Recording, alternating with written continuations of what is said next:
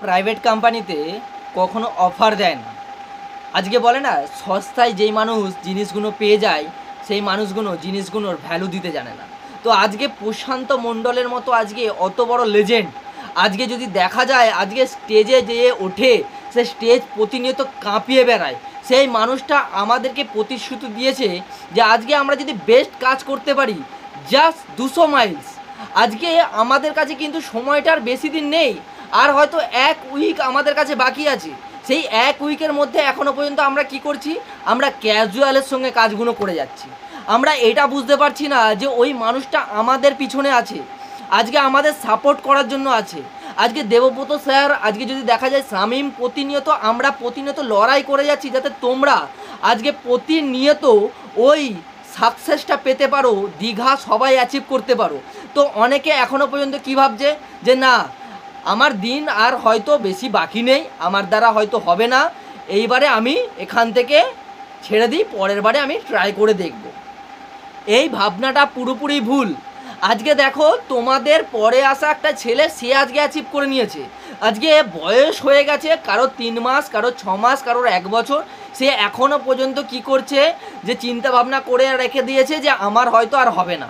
আজকে 1 উইক তো হয়তো আর বেশি বাকি নেই, এবারে যা হয়েছে হয়েছে, আবার পরের বারে দেখা যাবে। কিন্তু আজকে দেখা গেলে আজকে 5 স্টারের মতো একটা বড় আমরা অপরচুনিটি পেয়েছিলাম। আজকে ওখানে অনেকেই আমরা গিয়েছিলাম, সেটা আমরা কম বেশি জানি।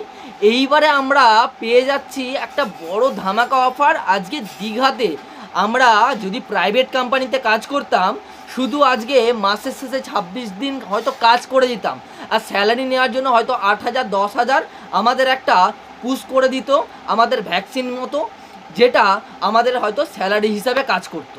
এটা আমাদের একটা ডোজ। কিন্তু আমরা বুঝতে পারছি না যে আজকে এই অফারটা যদি বেরিয়ে যায়, আর কিন্তু ঘুরে ফিরে বড় অফার যে আমাদের কাছে দেবে, প্রশান্ত স্যার কিন্তু এই মেন্টালিটি আর রাখতে পারবে না।